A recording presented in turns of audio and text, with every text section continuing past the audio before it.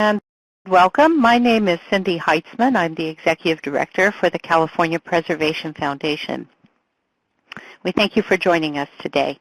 The California Preservation Foundation is a membership-based, not-for-profit organization whose mission is to provide statewide leadership in education and advocacy to ensure the protection of historic resources in California. We want to thank you for joining the third session of the quarterly SHPO series for the 2015-2016 year of programs. This program is made possible by the coordination and planning of the State Office of Historic Preservation staff and the California Preservation Foundation. It is being offered free to all members of the general public interested in historic preservation issues in California. Before beginning, I would like to encourage you to become a member of the California Preservation Foundation. For as little as $40, you will have discounted access to over 20 webinar programs annually, upcoming members-only advocacy forums, a dozen workshops held at historic locations across the state, our 2017 conference in Pasadena, and our annual Preservation Design Awards that will be held this year at the Arboretum, Christ Cathedral in Garden Grove. Information on membership can be found on our website at californiapreservation.org. Today's webinar will last approximately 1 hour total, and we will close with a short question and answer period. There's a chat box at the bottom of your screen, and if you have a question at any time during the presentation, please type it in the box, and we will hold the question until it can be addressed later by a speaker. If you are attached to a microphone, you should grant Adobe Connect voice access to your microphone when asked to do so. Your voice will be muted during most of the presentation, but you may raise your hand by clicking on the hand symbol at the top of your screen. Once your hand is raised, we will grant you voice access at an appropriate time in the presentation. This will allow you to have a short dialogue with the speakers or ask a question in person. And if for some reason your sound does not work, you will need to type in your question or response in the chat box.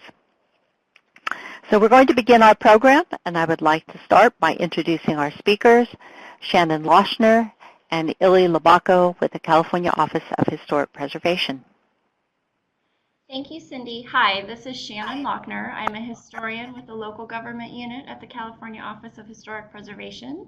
I've been with the office now for approximately 10 years. And before I turn things over to Ili to introduce herself, I'd like to thank CPF for partnering with us on these very important free webinars.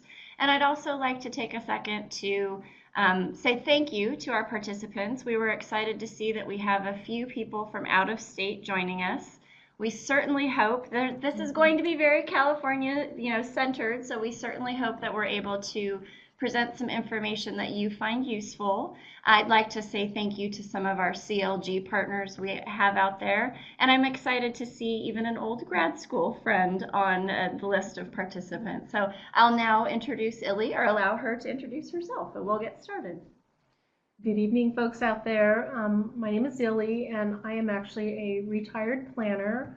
I worked for the last 19 years in 2 small local governments.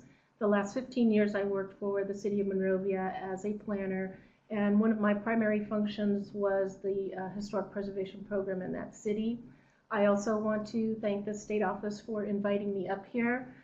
They've become very good friends over the last 25 years. I've been able to use their resources for schooling and personal issues, and then also on my job. So always count on them for giving them a call. They're a great resource. And also thank you very much to the California Preservation Foundation for joining us and hosting this event. So hopefully we'll be able to answer some questions and get some good information out to everybody. So thank you for being out there. And away we go. So as you can see, the title of our presentation today is Don't Forget the Carrots, Incentives for Preserving Your Community's Past. And we think that it's really important as preservation professionals to keep in mind that bringing people to the table in a positive way is very important. So we're going to kind of move through those possibilities today.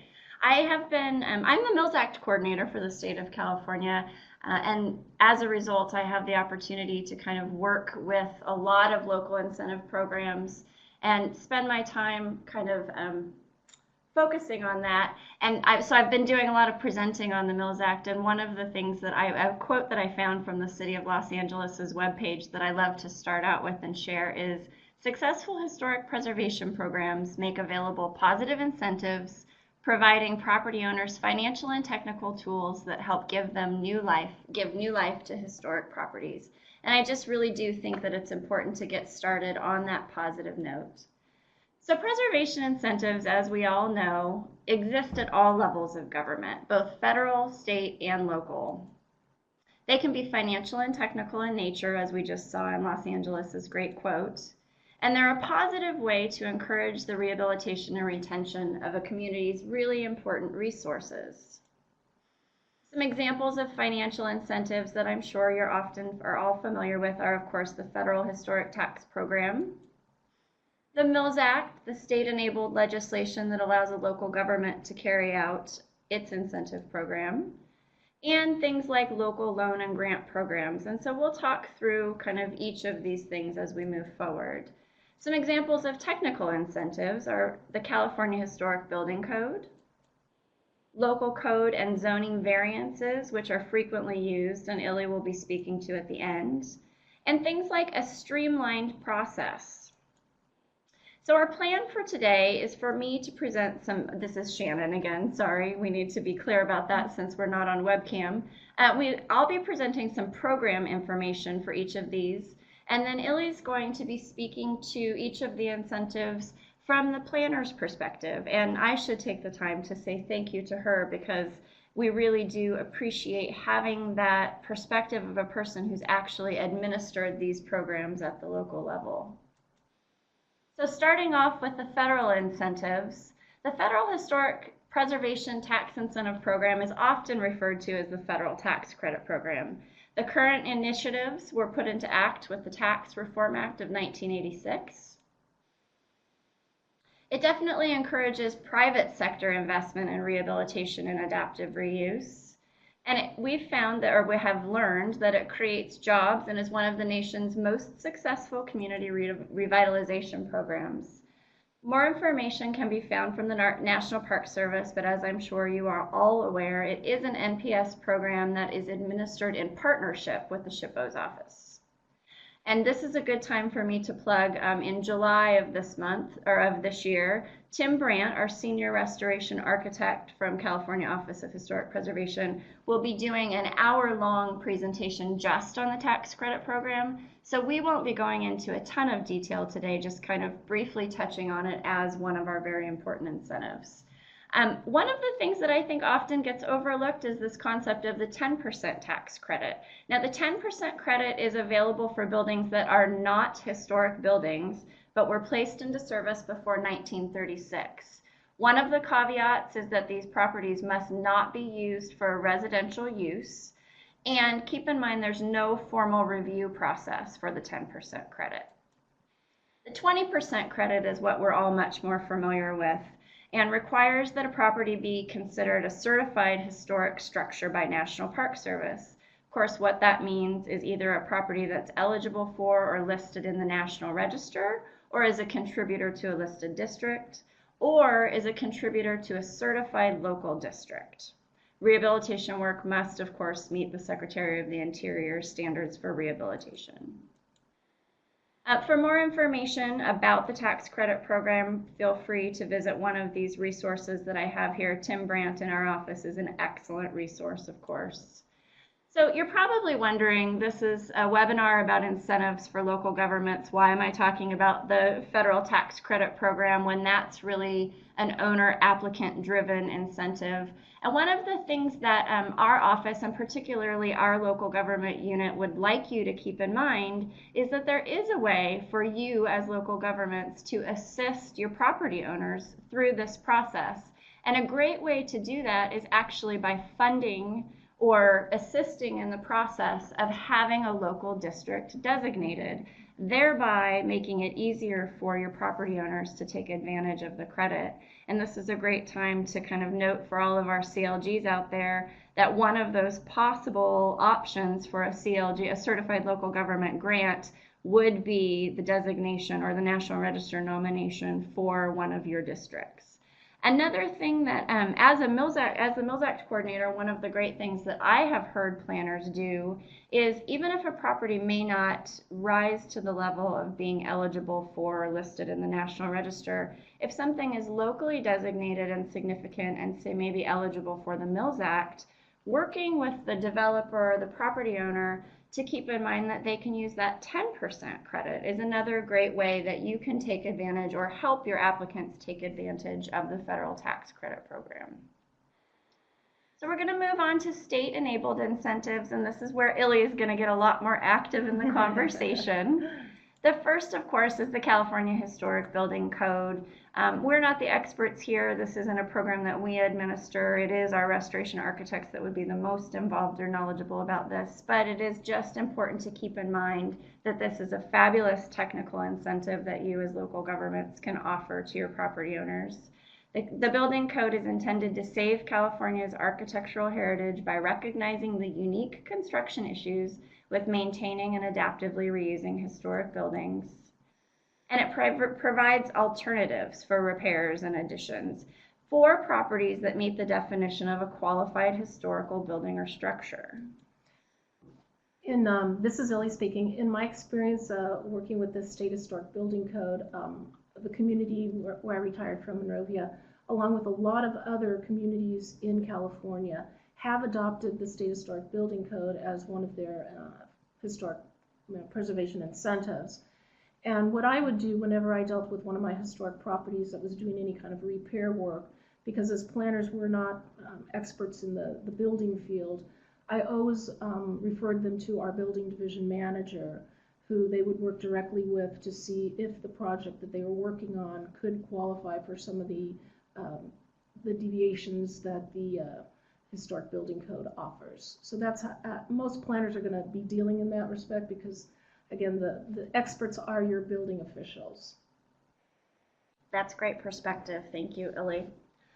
So the slide that's been up is what qualifies for the California Historical Building Code, and you'll see I'm a little bit of a definition junkie, particularly working in this field where we have so many definitions for things, whether it's something that's eligible for the California Register versus a historic property under Section 106. We throw out the term historic resource, but where do you find that in code anywhere? So I always like to clearly define what properties are eligible for what programs. And under the building code, a qualified historical building or structure is essentially a property that's listed in the National Register, the California Register, any state program. So that could be state landmark, state point of historical interest, or of course a local register. And you'll kind of see this flashing by here in just a minute when we start talking about the Mills Act. There are some similarities, but strangely different terms are used for what qualifies. So we are moving on to the Mills Act now, and I'm sorry if this program or presentation is a little bit Mills Act heavy. It's just that in doing research for this presentation, we really found not only is this the area that both Illy and I are the most knowledgeable about, but it's also, it seems to be the most widely used incentive in the state. So if we hope we touch on the important points. If you have additional questions, that would be wonderful. We hope we have a fruitful discussion at the end. And if it's too Mills Act heavy, we apologize. So what is the Mills Act? It's a state-enabled local property tax incentive that is meant to encourage the restoration or rehabilitation of privately owned historic resources or properties.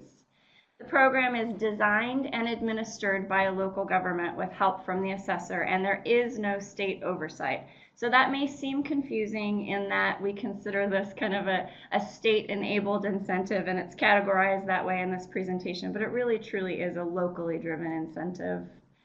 A local government with a Mills Act program can enter into a contract with a property owner to restore, rehabilitate, or maintain their historically significant property in exchange for some property tax savings.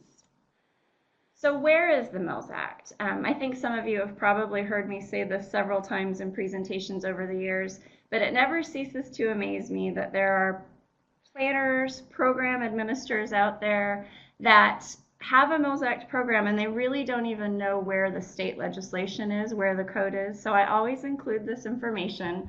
The law that's known as the Mills Act is actually found in the California Government Code in Article 12, Sections 5280 through 5290. And as I mentioned, it's very simply state enabling legislation that creates the framework through which a local government can adopt their program.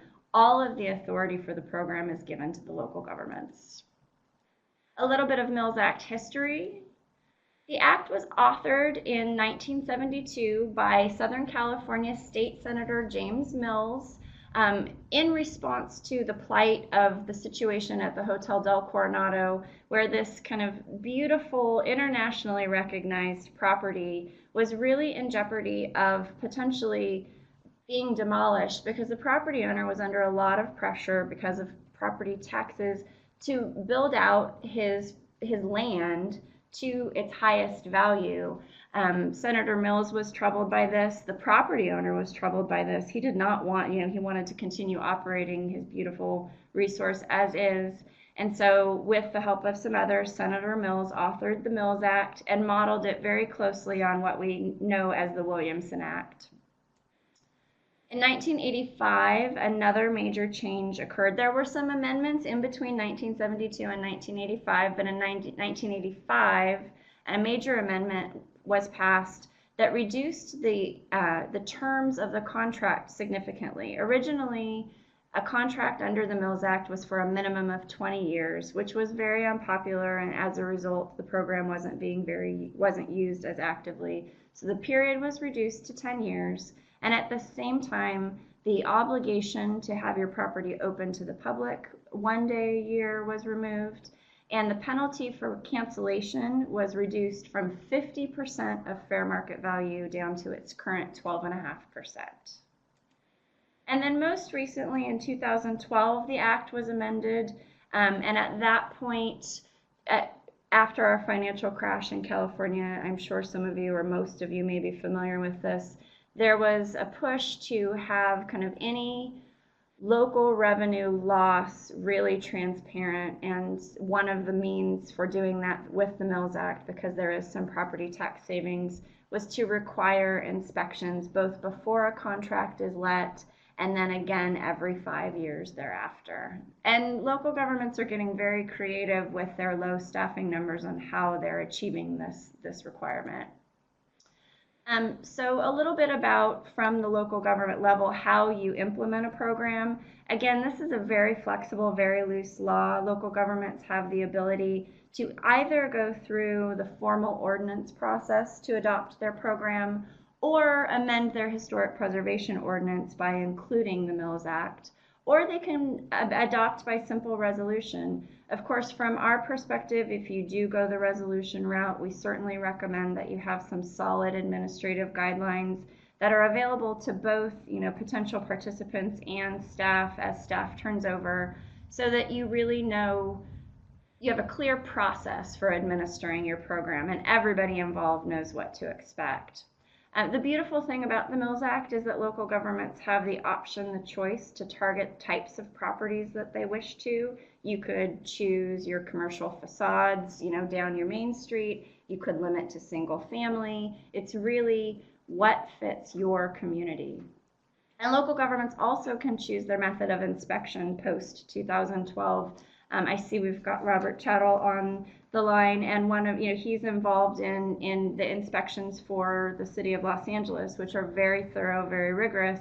There are other places it's as simple as self-reporting. They send out a survey annually and say, tell us what you've done this year, or tell us what you've done over the last 5 years to maintain your qualified historical property.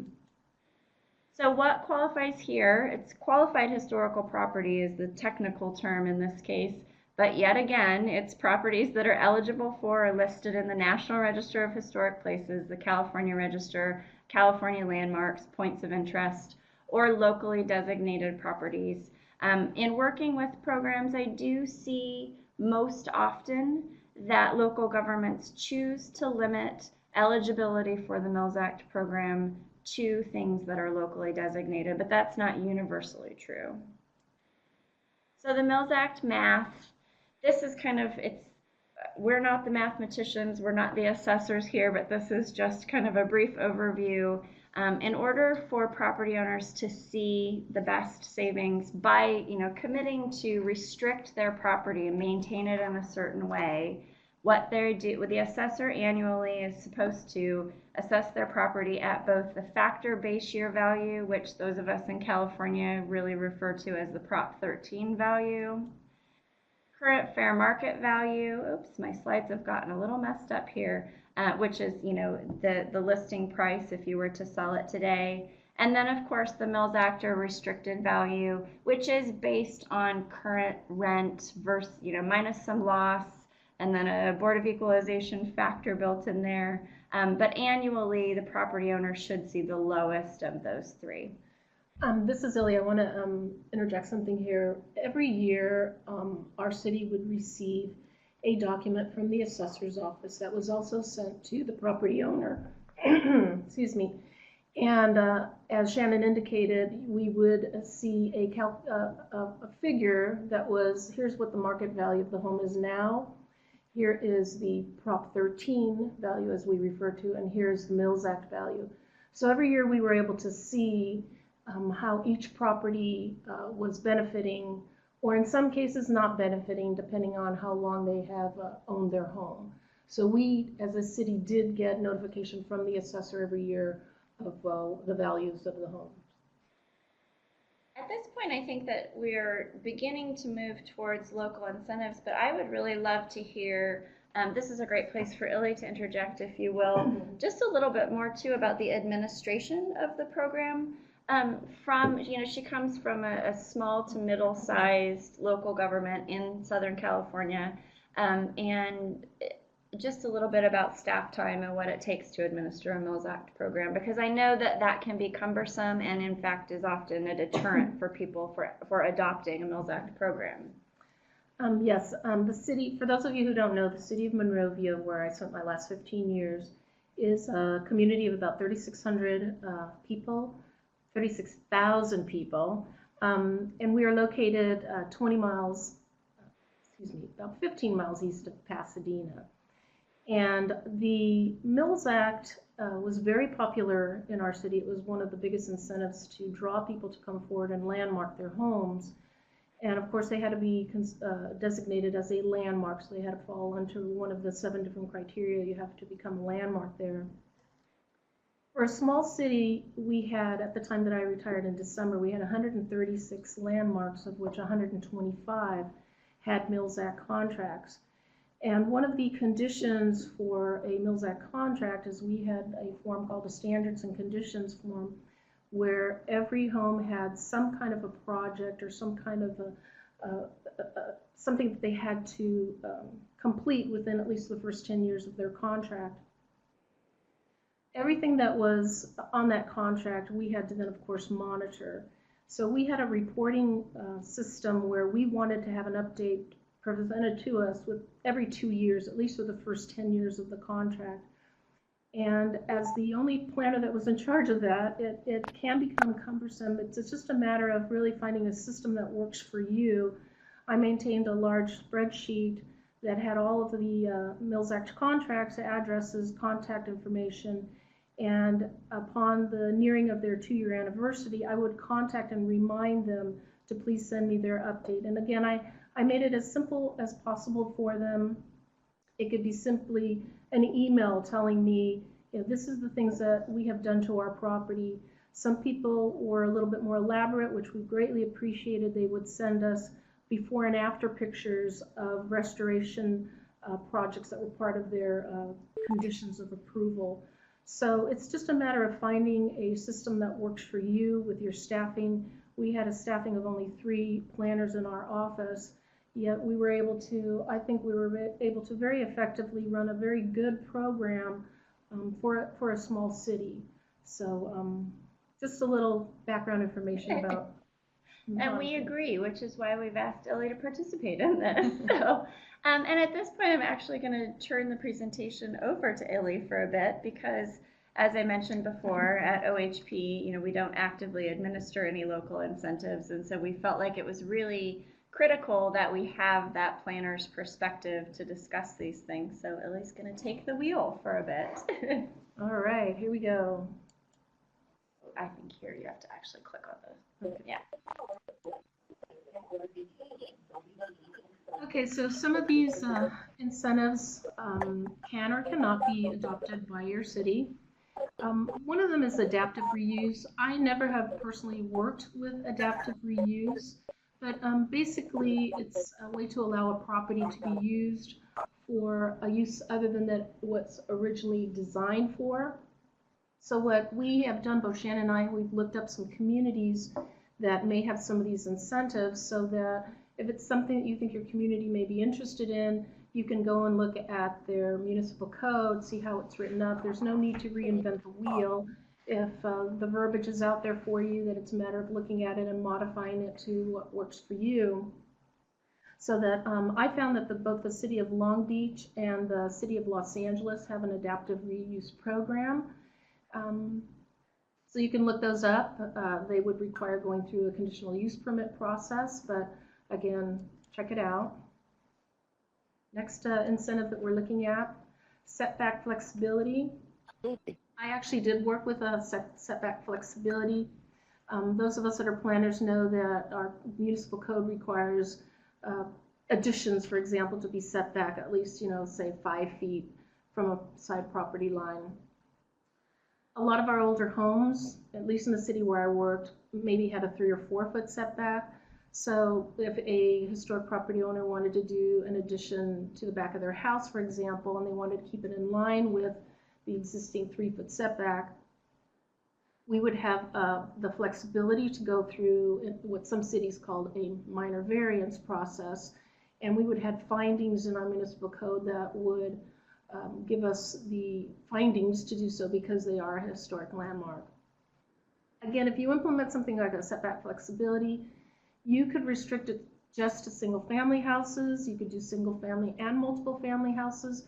You can include even up to commercial structures. You are the ones that can tailor it to your community. Additionally, you may want to restrict it to only additions that are to the back of the house, maybe to the back of the side of the structure. Some people may want to completely eliminate the possibility of any kind of setback flexibility if it's on the front. Again, tailor it to your needs. The City of Monrovia has setback flexibility in their ordinance. City of Covina, City of Long Beach, and the City of San Clemente. Those are some cities that you can look at their ordinances. Next one is the relief from non-conforming parking requirements. And here's where you're not going to require a historic resource to be upgraded to the current parking requirements when they have an addition or a change of use. I did work with this quite a bit. We have in Monrovia, as most communities, some of our older homes all have the one-car garage. And you may have a trigger point that says, okay, once you add 50 square feet to your house, you now have to upgrade to an enclosed 2-car garage. Sometimes that just doesn't work with a historic property, just the way the property is configured, laid out on there. So we had in our ordinance in Monrovia the ability to not have them upgrade to the 2-car garage when they were doing a project that would normally cause them, or for other people that were not historic resources, to make them go up to the 2-car garage. Again, you can restrict this to just your single family homes, multiple family homes, or you could completely exclude commercial structures. Some cities, when they, the change in use, you would have to upgrade. Maybe being a historic resource, you could stay away from that. Some of the cities that had that non-conforming parking, the relief would be, of course, I mentioned Monrovia. San Clemente has it in their ordinance, Covina, Long Beach, and Pasadena. So please look at what they have and see if it might be something that you can model for your community. Fee waivers, fee reductions. I did work with this also, and historic resources in Monrovia, we would have a reduction if in our situation, whatever the normal building permit cost would be to do any kind of repair or maintenance on the historic resource, the building permit costs would be reduced by 40%. The city of Covina has it in their ordinance, and they offer a 30% reduction. There may be some cities out there that would completely waive the building permit fee, but that would be something that, of course, would be dependent on the funding sources in your community. A recognition program. In Monrovia, we had a recognition program that basically would entitle the historic property owner to put a plaque. Of course, it was actually one of our conditions that they had to, within 2 years of becoming a landmark, put a plaque on their home. Everybody loved to do this. We actually had some people that would come in and say, I want to be a landmark because I want to put a plaque on my house. So different cities can adopt this in a different way. If you have the monies to help fund, half of it or all of it, that would be something you would have to look at. In our community, our nonprofit historic preservation group would help fund some of the fees. They have a grant program that they would help fund some of them. So that would be something to look at. And Pomona is another city besides Monrovia that has a recognition program for their historic landmarks. I know that the city of Monterey also has a very active plaque program, and I also realize that over the years some of us have kind of giggled and snickered at plaques, but we have found in kind of years of working with local governments and property owners, they love their plaques, and it really is that pride of ownership really does bring people to the preservation table. It also helps if you have a local nonprofit that might have either walking tour or a auto tour, that they easily see the buildings that are a part of their tour by seeing their plaque.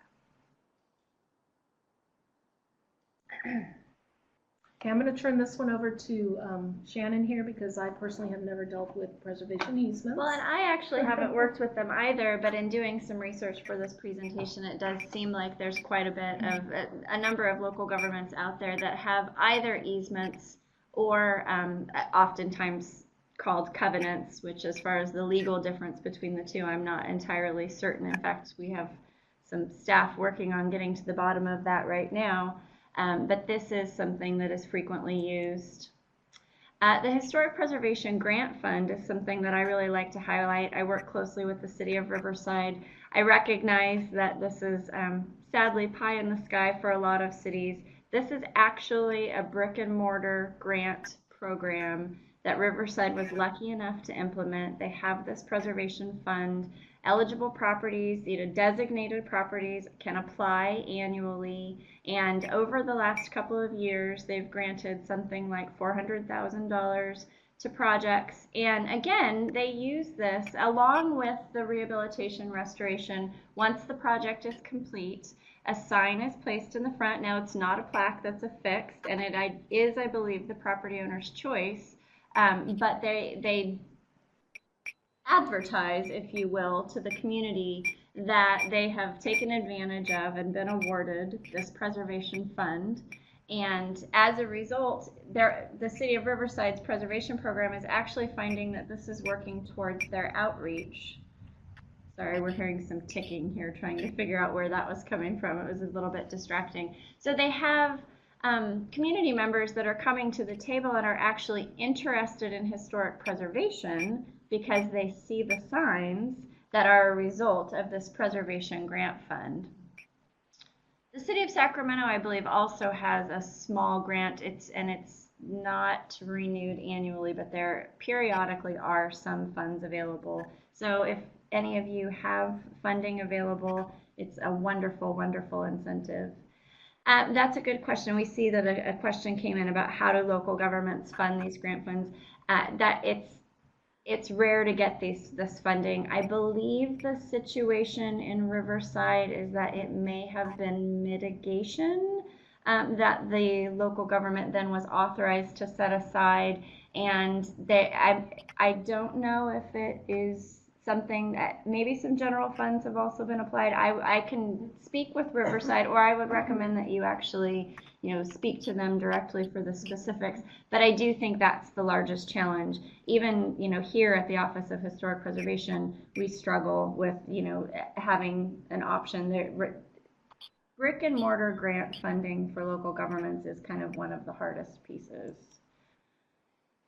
Transfer of development rights is something that I saw a lot about in preparing for this. Of course, this is going to be something that's more applicable in the urban areas. I know that the city of San Francisco uses this, but the concept is really that a property owner that chooses to kind of retain their historic property has the right then to syndicate or sell their development rights if they were to, demolish and build to its highest potential. The historic property, they're able to then pass that on to somebody else that can take advantage of it. Of course, we're all familiar with this from, some of the kind of fundamental historic preservation background from New York City and Penn Central. But, this is something that does seem to be, as California is experiencing a great deal of development pressure, some of these larger cities that are really struggling with housing are starting to use this, offer this again.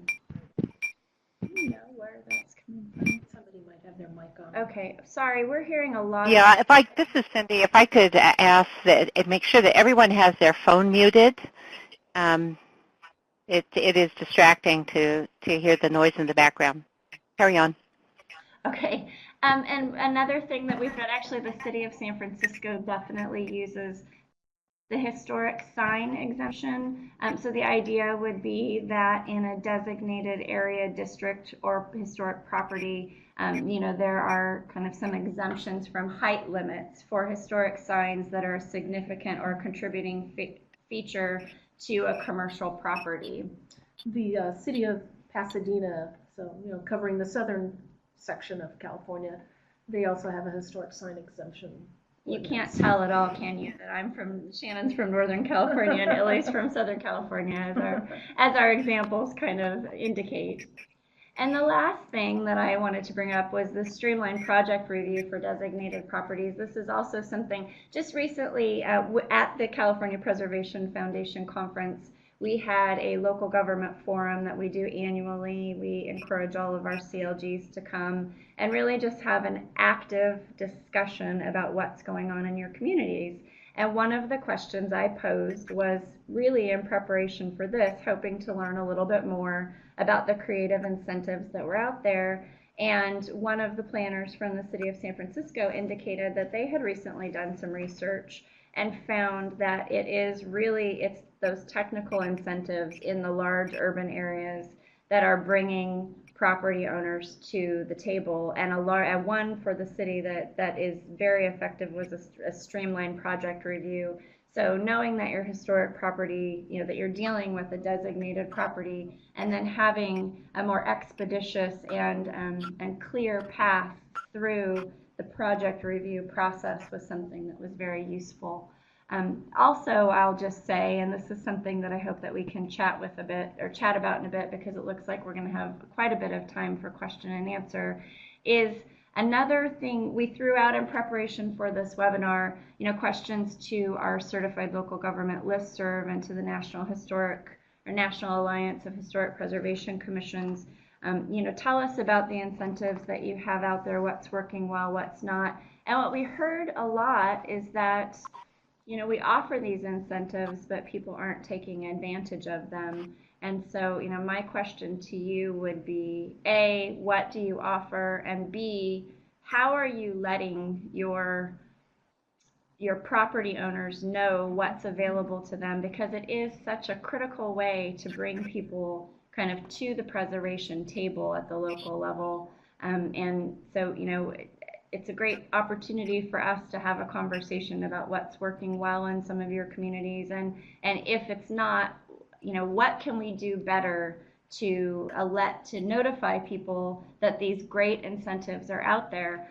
The reason that we chose at OHP to have Illy speak, and I will, since we have so much time, if you don't mind, Yes. I'll put you on the spot and throw it to you. The city of Monrovia has a program that is completely voluntary. Of course, that's an issue that we deal with in local preservation all the time, is owner designate or owner objection versus owner consent, and who controls that. In the city of Monrovia, it's the property owner that has 100% control, and yet they have a strong preservation ethic and they have a really active program, and it's largely driven by the incentives. So I'm going to give Illy a few minutes to talk about how that worked, and then we'll throw it to you guys for questions.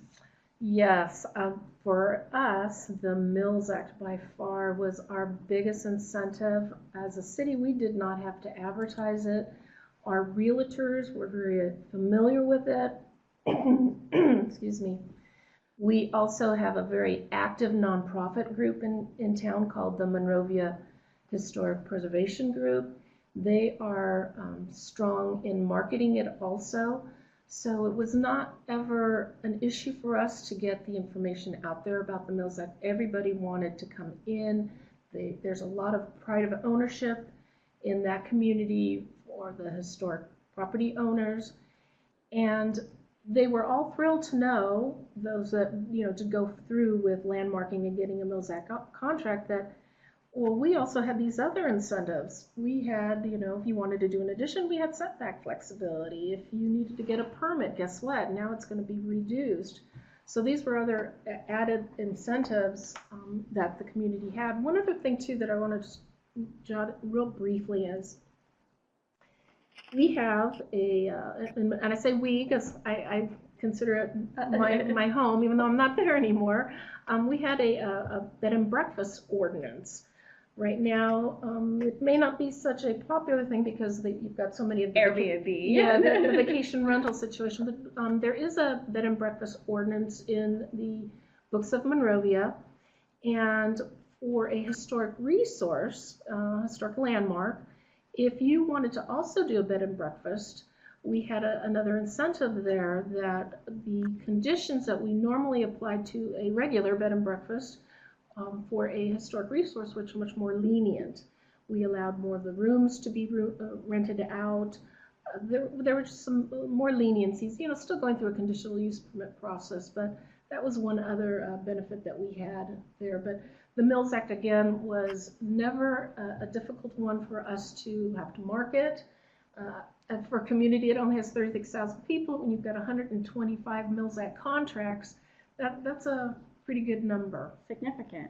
And I see we have a question here with regard to the Mills Act from Cristobal, asking if the Mills Act is effective in communities where property values are low.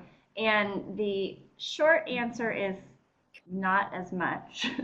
But the better answer is really that yes, it is still effective in that, we have kind of anecdotally found over the years that in areas where historic properties, or qualified historical properties in this case for the Mills Act, have been retained, property values stay higher, and there's the added benefit that the assessor then calculates all three of those, whether it's the fair market value, the Prop 13 value, or the Mills Act value. The lowest of those three is how the property is assessed each year.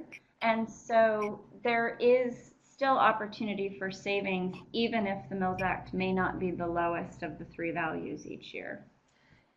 We in Monrovia actually had, I believe it was 6 properties that were no longer benefiting from the Mills Act reduction rate.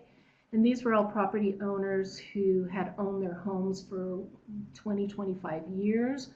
But for the several years that they had the contract, they were able to benefit significantly from it. We're looking at the questions here. And this is a question actually I'm going to throw to Cindy Heitzman. At this point, I think we are really ready for the next 15 minutes or however many questions we have to turn it over to just Q&A and discussion. I don't know, is that something you facilitate and you read the questions to us, or we're having a hard time kind of seeing all of the questions in our little chat box, so we just want to make sure that we're not missing any? Sure. Well, let me open it up, and I'm happy to field the question. So I just enlarged the chat box. I don't know if you could see it any more. It makes a big difference. Thank you.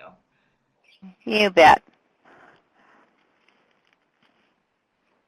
So the question about easements, the way I understand it, and again, this is not a program that we administer, this is coming from Sandra. And again, local governments may choose to go about this differently, but it's offering the easement or the kind of covenant. I believe they have to be National Register eligible properties or listed properties, but then you can donate the easement for the maintenance in perpetuity of your property, and as a result, there's tax savings, income tax savings, just as there would be, say, for an environmental easement that is put on your property because you have habitat for a garter snake or something along those lines. Or you can, have an easement, a conservation easement on your property so that it's retained as, public land or undeveloped land. There is a tax write-off for that. I would recommend that you go to the IRS code to find the specifics. This isn't really my area of expertise. It's just one of the things that I saw coming up pretty frequently. I have worked briefly with some covenants in the city of Eureka that were the result of a Section 106 consultation. So I know that there's the trade-off is the maintenance, the restoration of your historic property in exchange, and you donate that easement to, say, a nonprofit or a local government that's able to and willing to hold that easement or covenant, and then there is some tax savings for the property owner that donates the easement or covenant. There's a question from Stephen regarding under the Mills Act, what type of limitations are there on structural changes? Keep in mind that the Mills Act can be adopted with any kind of restrictions that the community wishes to. There is the basic law, which you cannot weaken the state legislation, but each community can put their limitations. As far as structural changes, I personally dealt with several additions to our Mills Act properties, and they are required to follow the Secretary of Interior standards for additions, restoration. But keep in mind too that some of the other limitations that you can put on, for those of you out there that do not have a Mills Act, is you can limit the number of contracts that you process each year. You can limit the assessed value of the properties that could come forward with an application. There's, you could restrict it just to your single-family homes, maybe just to residential, maybe exclude commercial structures. So there's a lot of communities out there that have a Mills Act contract. As a matter of fact, the state office here has a list of all the communities that have Mills Act contracts. So you can look at what communities that maybe are near you that you can contact or look at their ordinances and see how they have adopted their Mills Act. With regard to the structural changes, though, I think Illy hit on the important part is that it's locally administered, and so the concept is really that, if it's a local government that has a robust or kind of a well-defined historic preservation program with a historic, with an ordinance, a preservation ordinance, that property would be, locally designated for the most part, not universally, but for the most part, and would then go through your local historic preservation process, probably resulting in a certificate of appropriateness. Thereby, any changes made to the property would most likely meet the Secretary of the Interior standards, should meet the Secretary of the Interior standards. And it would go through that local process as any locally designated property would. The difference being that that property owner with the Mills Act contract is also seeing some financial incentive or benefit for having designated their property. Yes, we would always take them through a certificate of appropriateness process, and in our situation, and in looking at other cities, a very similar process. You would take them first to your Historic Preservation Commission, and in most cases, in our city it was at least, that they were the deciding factor. It did not have to go on to either a planning commission or a city council. Well, we don't see any other questions coming in. Are there more out there? Yeah. Well, if you have no other questions, speaking to the audience, then I would like to thank our speakers, Shannon Lochner and Nili Labaco, for joining us today. And again, thank the staff of the Office of Historic Preservation for partnering with CPF and providing these free webinars. And thank you, all of you, for joining us today. There is an evaluation that is appearing on your screen. And I would like to invite you to participate in this survey. We'd appreciate any feedback on this webinar and recommendations for future topics. Your recommendations are important, and this is how we plan our programs for the upcoming year. So it's the timing is right, and we hope you'll participate. And again, would encourage each of you who are not members of CPF to join. There are a number of benefits for members, including complimentary webinars, depending on the level and the type of membership. For more information about our upcoming webinars, workshops, and other programs, please visit our website at http://news.californiapreservation.org/events. Sorry, that's a mouthful. So thanks to all of you, and I hope you have a great rest of the afternoon. Thank you all so much for joining us. Thank you.